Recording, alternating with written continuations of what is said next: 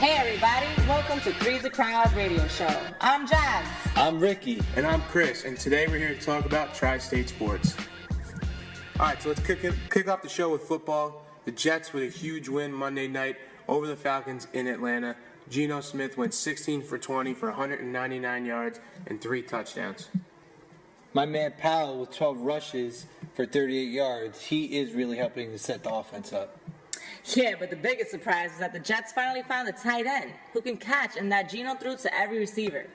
Also, the Jets defense line showed how dominant they can be, mainly with the play of Harrison and Wilkerson. Did you guys even see that play? Yeah, they are the guys that could dominate and make a great defensive push.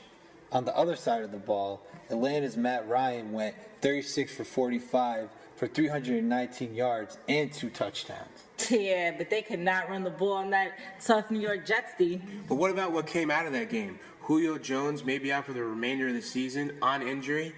Barring a second opinion from a doctor, I mean, that's a huge loss for the team, especially because Roddy White is not 100%.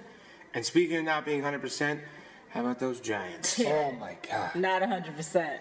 Giants had a terrible game. Eli had an okay game besides the 3 picks, but there's not much you can do when your offensive line can't even block a baby crawling past them. Listen, you're 0-5. The playoffs aren't even remotely in the future. Jazz, how do you feel about the Giants? Do you think they need to make any changes? What's going on? I mean, you said it right there. 0-5, I think it's time for some front office or coaching changes. Coach Coughlin isn't going anywhere, but I think it's time to take a long, hard look at offensive and defensive coordinator positions.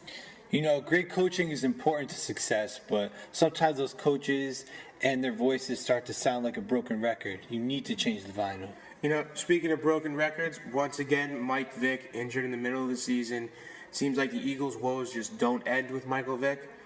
The injury seemed detrimental for the Eagles in the middle of the game, but Nick Foles came in, put on a great backup quarterback performance, including 2 fourth-quarter touchdowns, and ended up with the Eagles beating the Giants 36-21.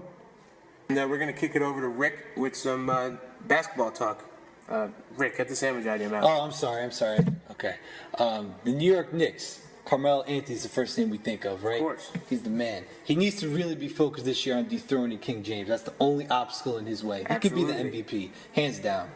But what really needs to happen for him to step up is J.R. Smith. He was the 6th man of the year last year. He needs to get his act together. Mike Woodson, the coach, said he's got to grow up. He's a little disappointed. What do you think?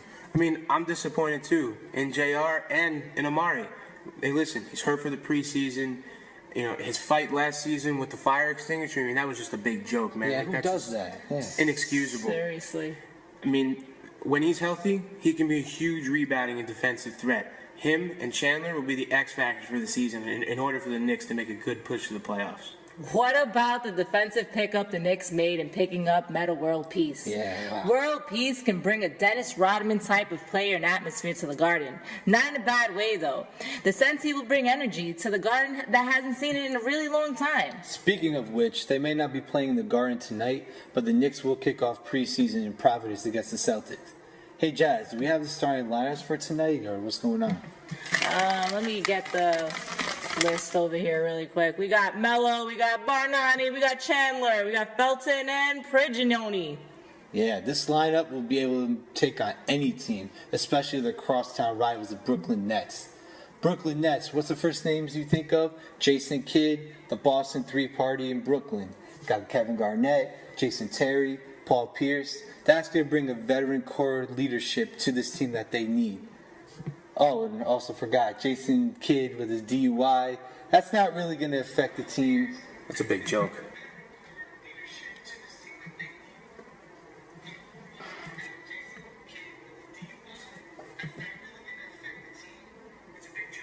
Yeah, it really is, but Jason Kidd is going to help out Darren Williams and his playmaking skills, passing, getting Brook Lopez involved, and Brook Lopez is going to benefit from Kevin Garnett, rebounding, blocking shots. Can't forget Joe Johnson, though. Yeah, he's the X factor. Even though Paul Pierce is a presence, Joe Johnson is going to be the guy taking the last second shot.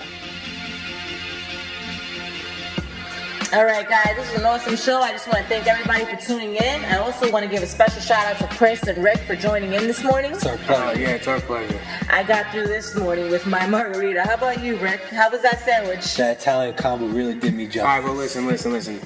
You guys made me hungry and thirsty, so let's get out of here and get to the bar. Peace out.